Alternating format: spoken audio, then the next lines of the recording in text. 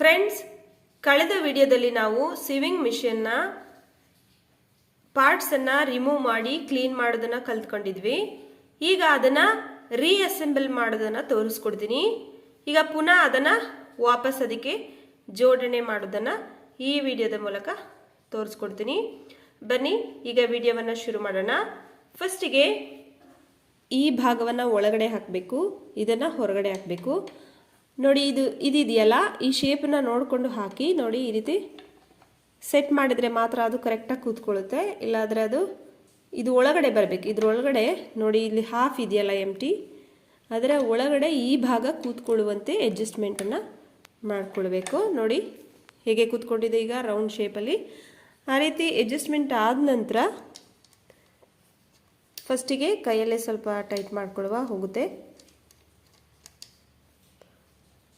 ಆನಂತರ screw ಡ್ರೈವರಲ್ಲಿ tight ಮಾಡ್ಕೊಳ್ಬೋದು.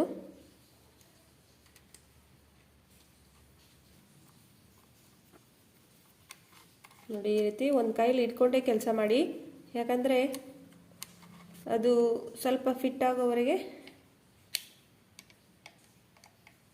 ಕಳಚಿ ಬೀಳಬಾರ್ದಲ್ವ, ಹಾಗಾಗಿ ಇದು ಕಂಪ್ಲೀಟಾಗಿ ಟೈಟ್ ಆಗುವಂತೆ ನೀವು ನೋಡ್ಕೊಳ್ಬೇಕು. ಟೈಟ್ ಮಾಡಿದ ನಂತರ ಹೀಗೆ ಒಮ್ಮೆ ತಿರುಗಿಸಿ ನೋಡಿ. ನೋಡಿ, ಅದು ಈ ರೀತಿ ಮೂಮೆಂಟ್ ಆಗಬೇಕು. ನೋಡಿ, ಇದಾದ ನಂತರ ಈಗ ಇದನ್ನು ಸ್ಟ್ರೈಟ್ ಮಾಡ್ಕೊಳ್ಳುವ.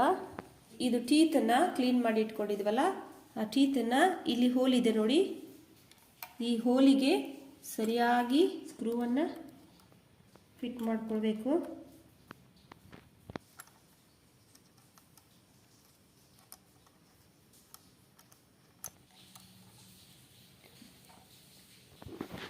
ನೋಡಿ, ಎರಡು ನಟನ್ನು ಟೈಟ್ ಮಾಡಿಕೊಂಡ್ರೆ ಆಯಿತು.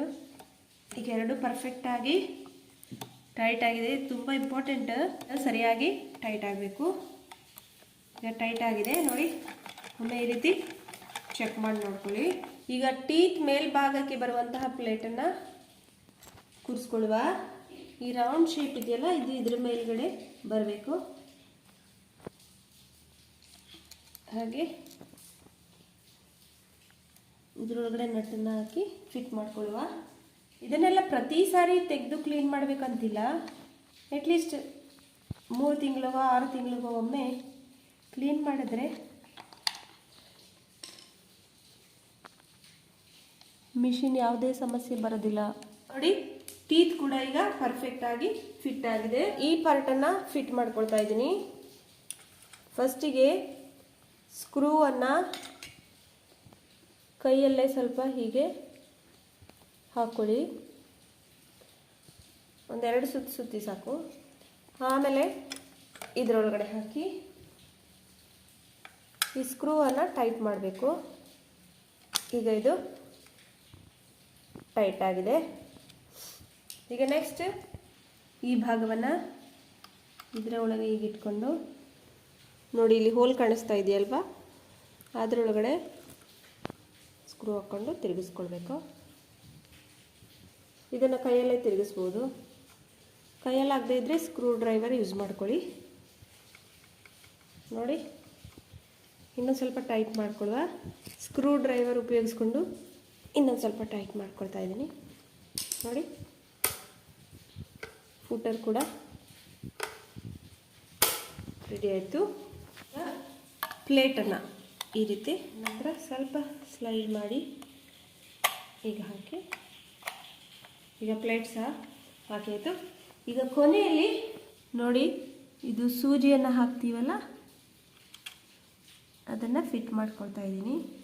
ಸೂಜಿಯ ನೋಡಿ, ಈ ಭಾಗವನ್ನು ಒಳಗಡೆಗೆ ಹಾಕಬೇಕು. ಸೂಜಿಯ ಚಪ್ಪಟೆಯಾದ ಭಾಗವನ್ನು ಒಳಗಡೆ ಹಾಕ್ಕೊಳ್ತಾ ಇದ್ದೀನಿ. ನೋಡಿ, ಈಗ ಸೂಜಿ ಕೂಡ ರೆಡಿ ಆಯಿತು. ನೋಡಿ, ಈಗ ಕೊನೆಯಲ್ಲಿ ಬಾಬಿನನ್ನು ಇದರೊಳಗಡೆ ಹಾಕ್ತಾ ಇದ್ದೀವಿ. ಆಯ್ತಲ್ಲ, ಮಿಷಿನ್ ಯಾವ ರೀತಿ ಕೆಲಸ ಮಾಡುತ್ತೆ ಅಂತ ಈಗ ಟ್ರೈ ಮಾಡುವ.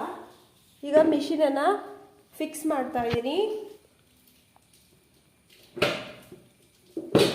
ನಮ್ಮ ಮಿಷಿನ್ ಸರಿ ಆಯ್ತಾ ಅಂತ ಹೇಳಿ ಚೆಕ್ ಮಾಡಿ ನೋಡುವ. ಈಗ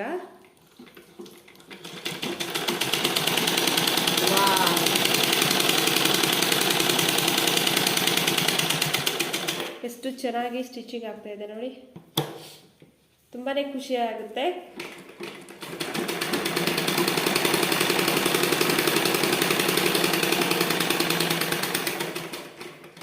ನೋಡಿ, ಎಲ್ಲಿ ಸಹ ಮಿಷಿನ್ ಸ್ಟಿಚಿಂಗ್ ಪ್ರಾಬ್ಲಮ್ ಬರ್ತಾ ಇಲ್ಲ, ನೀಟಾಗಿ ಸ್ಟಿಚ್ ಆಗ್ತಾ ಇದೆ.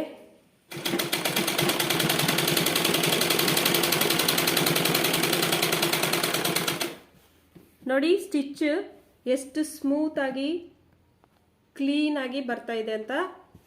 ಈ ರೀತಿ ನೀವು ಮಿಷಿನನ್ನು ಕ್ಲೀನ್ ಮಾಡಿದ ನಂತರ ಟ್ರೈ ಮಾಡಿ ನೋಡ್ಕೊಳ್ಬೋದು. ನಮ್ಮ ಈ ಸಿವಿಂಗ್ ಮಿಷಿನ್ ಸ್ಟಿಚಿಂಗ್ ಪ್ರಾಬ್ಲಮ್ ಸಾಲ್ವ್ ಮಾಡಿದಂತಹ ವಿಡಿಯೋ ನಿಮಗೆ ಇಷ್ಟ ಆಯಿತು ಅಂದ್ಕೊಳ್ತೀನಿ. ಹಾಗೆ ಈ ವಿಡಿಯೋ ನಿಮಗೆ ಇಷ್ಟ ಆದರೆ ಈ ವಿಡಿಯೋಗೊಂದು ಲೈಕ್ ಕೊಡಿ. ಹಾಗೆ ನಮ್ಮ ಚಾನಲನ್ನು ಸಬ್ಸ್ಕ್ರೈಬ್ ಮಾಡ್ಕೊಳ್ಳಿ. ಇದರಿಂದಾಗಿ ನಮಗೆ ಹೊಸ ಇಂಟ್ರೆಸ್ಟಿಂಗ್ ವಿಡಿಯೋಗಳನ್ನು ತರೋದಕ್ಕೆ ಮೋಟಿವೇಶನ್ ಸಿಗುತ್ತೆ.